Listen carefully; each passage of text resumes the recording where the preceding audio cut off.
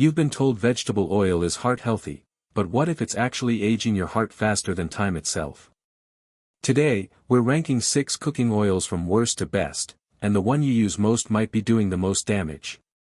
Quick question, what oil's in your kitchen right now? Drop it in the comments. And now, it's time for the intro. 3, 2, 1.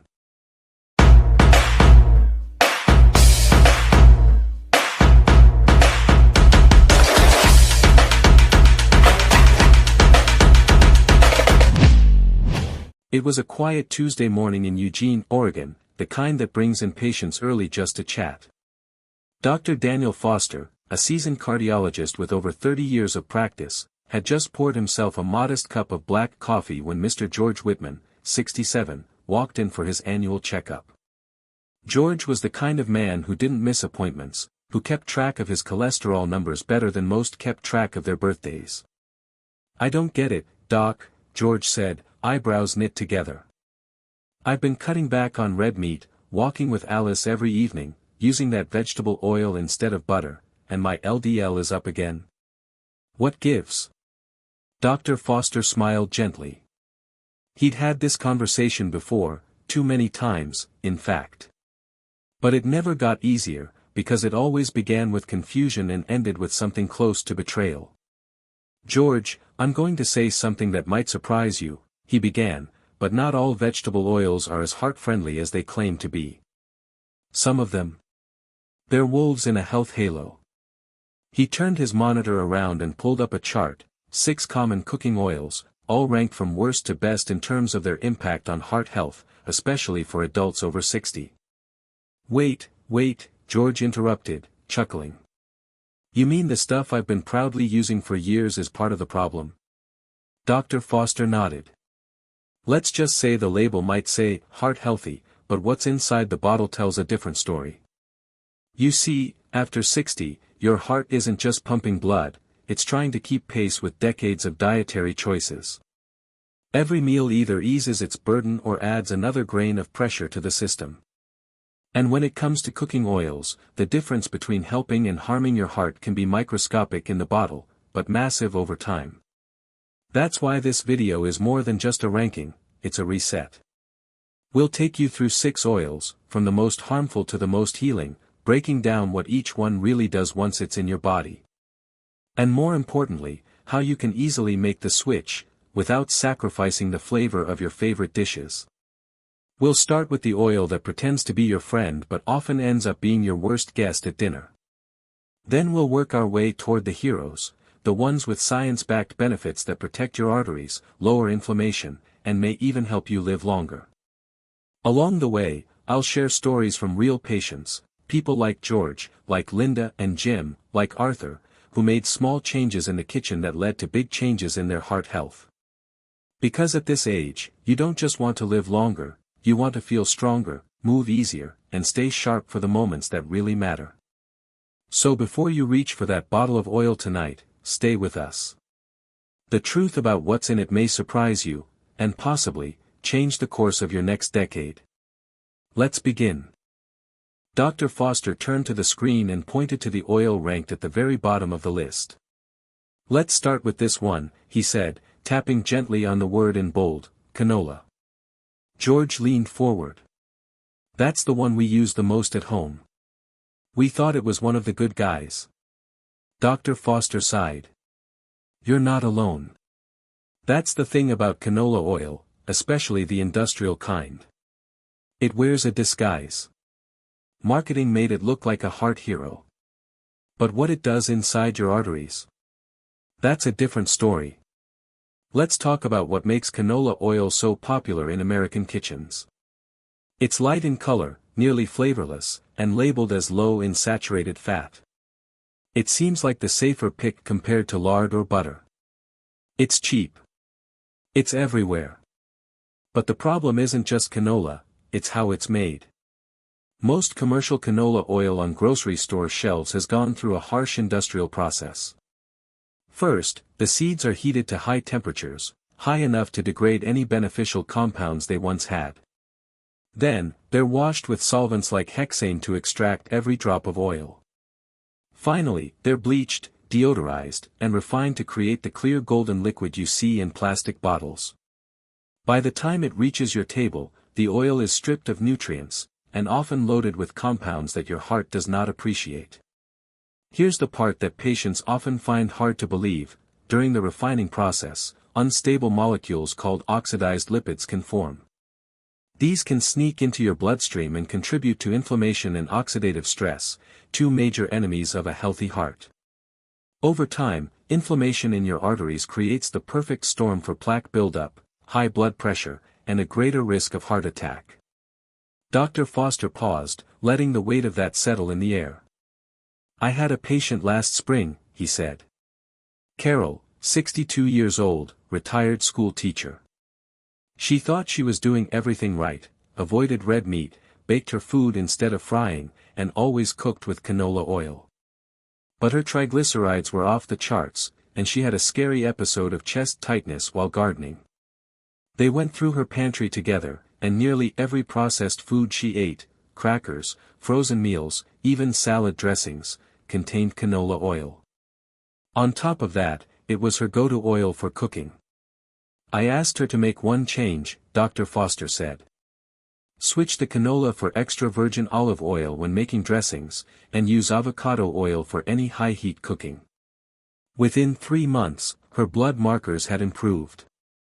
She didn't even change the meals, just the oil. Now, does this mean canola oil is poison? Not quite. There is a version of canola oil called cold-pressed or expeller-pressed, which skips the harsh chemical process. But it's rare, more expensive, and still not ideal for every heart. Here's what to look for in your own kitchen. If your bottle of canola oil says refined vegetable blend, or comes in a big plastic jug for less than $5, it's likely been through the industrial wringer. Toss it. Replace it with oils that nourish, not attack. George blinked, clearly thinking about the bottle sitting on his kitchen counter. "I guess we've been inviting the wrong guest to dinner every night." Dr. Foster smiled. "You're not the only one. The good news is that your heart is resilient. Start feeding it the right fuel, and it can bounce back faster than you think. So here's your action step: open your pantry. Check your oil. If it's industrial canola, especially if it's old or used repeatedly for frying, it's time to say goodbye. Your heart deserves better than a chemical cocktail disguised as health." This was just oil number 6. The worst. And if this surprised you, just wait until we get to what's next. George let out a long breath as he scribbled "no more canola" on a small notepad he'd pulled from his jacket. Dr. Foster gave a quiet nod of approval before turning back to the chart. "All right," the doctor said, "next on the list, ranked 5th, are 2 oils you'll find in nearly every diner, cafeteria, and fast food kitchen in America: corn oil and soybean oil." George frowned. "I've definitely seen those at the grocery store. I think Linda bought a bottle of soybean oil last month." Dr. Foster tapped his finger on the edge of the desk. "You probably did. They're inexpensive, easy to cook with, and heavily marketed as healthy alternatives to animal fats. But the truth is, they're part of the reason heart disease remains the #1 killer in this country." He leaned in. "Let me tell you why. Both corn and soybean oil are high in omega-6 fatty acids, essential fats in small amounts, but dangerous when consumed in excess. The average American diet, especially after 60, is already overloaded with omega-6s, and these oils only widen that gap. Why does this matter? Because an imbalance between omega-6 and omega-3 fats in the body leads to a silent, chronic inflammation. And when your arteries are constantly inflamed, it sets the stage for atherosclerosis, blood clots, and heart attacks. The worst part? These oils are hiding everywhere. Not just in the bottle you use to cook, but in packaged snacks, microwave meals, margarine, dressings, sauces, even some heart-healthy granola bars. Dr. Foster had seen countless patients who thought they were eating clean, only to find their cholesterol rising, their blood pressure creeping up, and their joints aching. Last year, he continued, I worked with a couple from Amarillo, Texas. Jim, 70, and his wife Linda, 68. They were sweet, lively folks, retired ranchers. They came in after Jim had an unexpected visit to the ER with chest pain. No heart attack, but enough of a scare that he wanted to change his lifestyle for good. Dr. Foster had them keep a simple food journal for 2 weeks. Every little bite, every ingredient. It wasn't the steak, he told George with a chuckle. It was the oils. Soybean oil in their store-bought mayo. Corn oil used to fry their fish every Friday. Snack foods loaded with vegetable oil blends. The Fosters made a choice. They stopped buying anything with vegetable oil, corn oil, or soybean oil on the label. They switched to olive oil for salad dressings and sautéing, and avocado oil for frying. 6 months later, Jim's blood work showed improvements across the board: lower triglycerides, reduced CRP, a marker of inflammation, and better HDL cholesterol. But isn't corn natural? George asked, genuinely puzzled. Corn itself, yes, Dr. Foster replied. But corn oil is heavily refined. It's stripped of nutrients, treated with chemicals, and heated beyond recognition. By the time it hits your skillet, it's a long way from anything natural. Same with soybean oil. These oils may be cheap, but they come at a high cost: your heart. He reached for a small sample label he kept on hand during these talks. See this, he said, pointing to the ingredients. Vegetable oil contains one or more of the following: corn, soybean, cottonseed, or canola. That line is everywhere, from peanut butter to crackers to frozen meals. And if you're not looking for it, you're eating it without knowing. Dr. Foster smiled gently, sensing George was beginning to understand. Here's a simple rule I give my patients: if the oil was made in a factory and marketed in bulk, question it. If it's something your grandmother might have used sparingly and without a long chemical process, it's likely safer.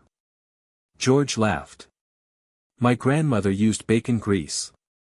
Well, Dr. Foster chuckled, maybe not that one every day.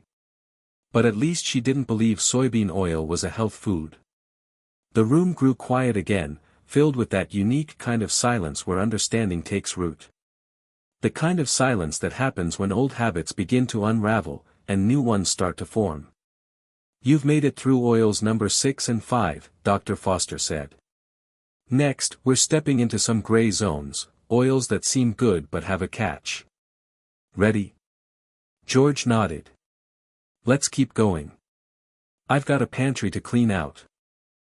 George had grown quiet. Not in a worried way, but in the way someone gets when the dots are starting to connect. He tapped the tip of his pen lightly against his notepad, then looked up. So, Doc, are any oils safe? Or is everything in my kitchen secretly plotting against me? Dr. Foster smiled warmly. Fair question. The truth is, some oils live in that gray middle zone, not outright villains, but not exactly heroes either. Let's take a look at rank 4 and rank 3, refined sunflower oil and coconut oil. He clicked to the next slide on the screen. A golden bottle of sunflower oil appeared first, its label glowing with words like light, cholesterol-free, and heart smart. Sunflower oil, Dr. Foster began, is a tricky one. Most people assume it's healthy. It comes from a flower, right? Sounds natural enough. And in its unrefined, cold-pressed form, it can be a better choice. But the refined version, the one you'll find in most grocery store aisles and restaurant fryers, is a different story. He paused. Refined sunflower oil is very high in omega-6 fatty acids. We've talked about this before. When omega-6s overwhelm omega-3s in your system, your body gets stuck in a low-grade inflammatory state. Over time, that inflammation wears away at your arteries like water on stone. George nodded. Sounds like we're back in dangerous territory again. Exactly, Dr. Foster said. And worse, sunflower oil is often used for high-heat cooking. That's where it becomes a bigger problem. At high temperatures, it forms aldehydes, unstable compounds that can damage your cells and your DNA. Think of it like smoke inside your bloodstream. He walked over to his filing cabinet and pulled out a folder. Let me tell you about Arthur. He's 70, a retired chef who used to run a small seafood restaurant in Tampa. For years, he swore by sunflower oil. It was neutral in flavor, crisped up his fish nicely, and didn't set off the smoke alarm. But when he retired and came in for his heart checkup, his labs were not good. Inflammation markers were high, and his HDL, the good cholesterol, was too low. We reviewed his diet, and the sunflower oil popped up over and over. He'd been using it in nearly every dish, even at home. Dr. Foster helped Arthur transition to avocado oil for high-heat cooking, and olive oil for cold dishes. Within 2 months, his labs started shifting. And he told me, "Doc, the food still tastes great. I just had to retrain my habits, not my taste buds." George chuckled at that. "All right, sunflower oil goes on the watch list." Dr. Foster smiled. "Good. Now let's talk about rank 3, coconut oil." As soon as the image of a white jar with a tropical label popped up, George raised an eyebrow. "I've heard it's super healthy, and also super bad. Which is it?" "Both," Dr. Foster replied, half laughing. Coconut oil is one of the most controversial oils in nutrition. It's become popular in recent years, praised in the natural health community. And truthfully, it does have some unique qualities. He explained, coconut oil contains medium-chain triglycerides, or MCTs. These are fats that your body metabolizes differently than other saturated fats. Instead of being stored, they're often burned quickly for energy. Some studies even suggest MCTs can support brain function and satiety. But, he added carefully, coconut oil is still about 90% saturated fat. And for people over 60, especially those with a history of heart issues, that's something we have to respect. If your cholesterol is already borderline or high, heavy use of coconut oil could tip the balance in the wrong direction. George looked thoughtful. "So, not all out bad. But not a daily habit?" "Exactly," said Dr. Foster. "If you're healthy, lean, and active, and using a teaspoon or 2 to sauté vegetables occasionally, you'll probably be fine. But I wouldn't recommend tossing it into your coffee every morning, or baking with it daily, like some fads suggest." He paused and glanced back at the chart. "Here's my rule of thumb, coconut oil is okay in moderation, especially for specific purposes, like high-heat stir-frying. But if you're trying to support heart health long-term, it shouldn't be your default." George scratched something down, then looked up. "So we've made it past the harmful stuff, and now we're getting into the maybes." "That's right," Dr. Foster nodded. "We're at the tipping point now. The next 2 oils. Those are where things turn around. Oils that don't just avoid damage, but actively support healing." George leaned in. "Now that's what I've been waiting for." George shifted in his chair, clearly more alert now. "So we're finally at the good stuff?" Dr. Foster gave a warm nod. "We've made it past the troublemakers and through the gray zones. Now it's time for the oils that actually help your heart, not just avoid harm, but support healing and resilience. Let's start with rank number 2, avocado oil." On the screen appeared a bottle with a dark green label and a ripe avocado on the front. Avocado oil, Dr. Foster said, is a bit of an unsung hero. It's not flashy. It's not trendy like coconut oil. But it checks a lot of the right boxes, especially for people over 60. He went on to explain that avocado oil is rich in monounsaturated fats, particularly oleic acid, the same beneficial fat found in olive oil. These fats help raise HDL, the good cholesterol, and lower LDL, the bad one, reducing inflammation and protecting the inner lining of the arteries. Even better, he continued, avocado oil has a very high smoke point, around 500 degrees Fahrenheit. That means it holds up to heat without breaking down and releasing harmful compounds. Perfect for roasting vegetables, pan-searing fish, or making a healthier stir-fry. George raised an eyebrow. But what about taste? Does it make your food? I don't know, taste like guacamole? Dr. Foster laughed. That's what everyone asks. But no, it's surprisingly neutral. The refined version doesn't taste like avocado at all, and even the cold-pressed version only has a light, buttery note. Most people don't even notice the switch. Then came a story. There's a patient I think of whenever I talk about avocado oil. Her name's Rachel, 66 years old, lives in Tucson. She came in complaining of heavy digestion after meals.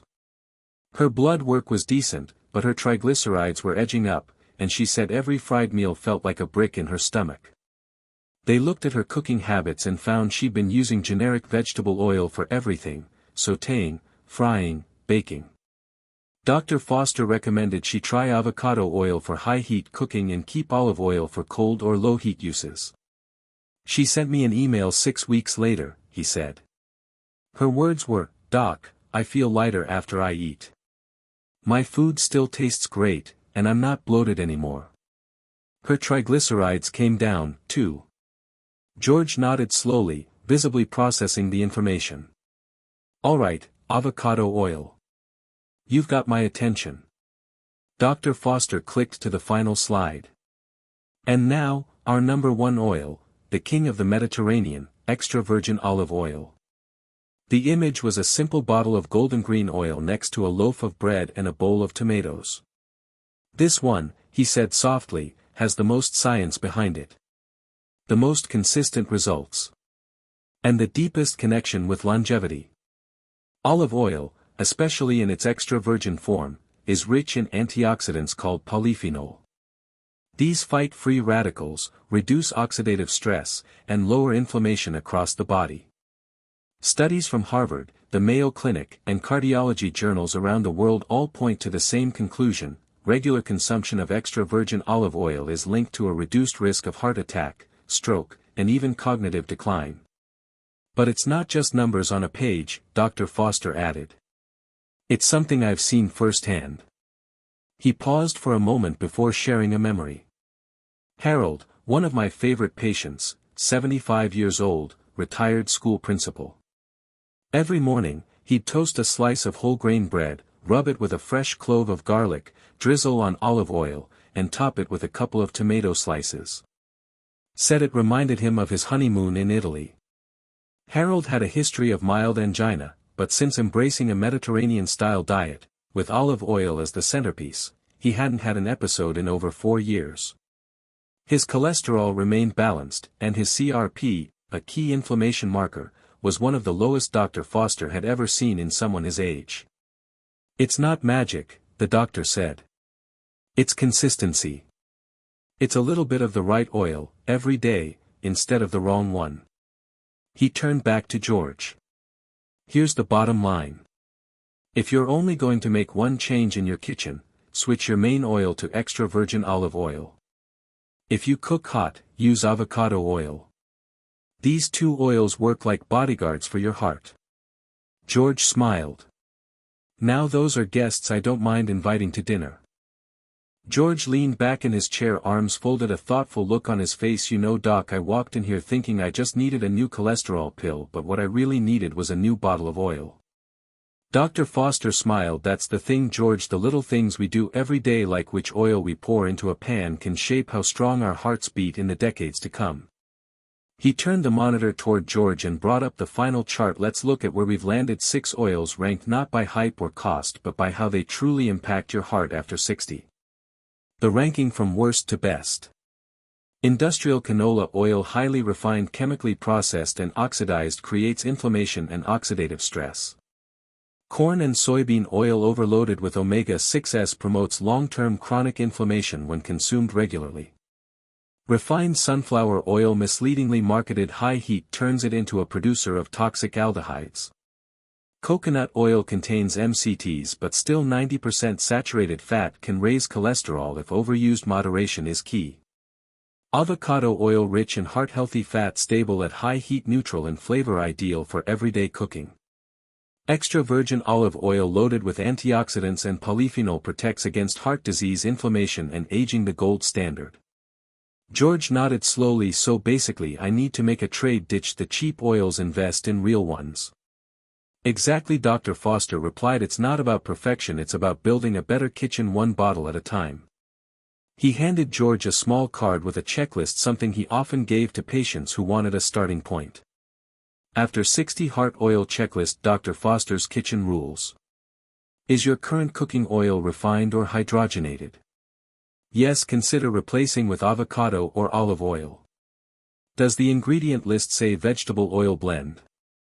Yes, often includes corn or soybean oil. Look for single source oils instead. Do you regularly cook at high heat above 400 degrees Fahrenheit? Yes, use avocado oil to avoid breaking down the oil. Are you using olive oil for cold dishes or light sautéing? No, try incorporating it into dressings, dips or over steamed vegetables. Have you been using coconut oil daily? Yes, reassess, limit to 1 to 2 teaspoons a few times a week, not every day. Is your oil stored in a cool, dark place in a dark glass bottle? No, light and heat can damage oils. Proper storage keeps benefits intact. Dr. Foster looked George in the eye. Every kitchen tells a story. Let's make sure yours tells one of healing, not harm. George grinned, folding the checklist into his pocket. First thing I'm doing when I get home, checking that bottle next to the stove. As George stood to leave, he tucked the checklist into his wallet and shook Dr. Foster's hand with quiet determination. Feels like I've been given a second chance, and it came in a bottle I used to ignore. Dr. Foster smiled, his eyes kind but firm. That's the beauty of it, George. We can't go back and change the oils we used 20 years ago. But the oil you use tomorrow? That one's still in your hands. And that's where this conversation opens up to you, the one watching this right now, maybe holding a bottle of oil that's been in your kitchen for months, maybe wondering if your heart is quietly paying the price. So let me ask you, gently but directly, what level are you operating on? Are you stuck at level 6, still using the cheapest oils because they're convenient or familiar? Are you sitting somewhere in the middle, unsure whether coconut oil is helping or hurting? Or maybe you're already leaning into olive oil and avocado oil, building a kitchen that truly supports your heart every single day. Wherever you are, know this, it's not about guilt, and it's never too late. Even one small change can shift your entire trajectory. Here's my challenge to you: start with one bottle. Swap out your worst oil for a better one this week. Taste the difference. Feel the difference. Let your next meal be the first step toward a stronger heart. And if this video sparks something in you, if it made you glance at that label or think twice before pouring, then take a moment to like, subscribe, and share this with someone else whose heart matters to you. One last thing before you go: drop a comment and tell me this: what's the one dish from your childhood that always made you feel loved, and now, what oil would you use to cook it today? Let's talk about memories and better choices all in one breath.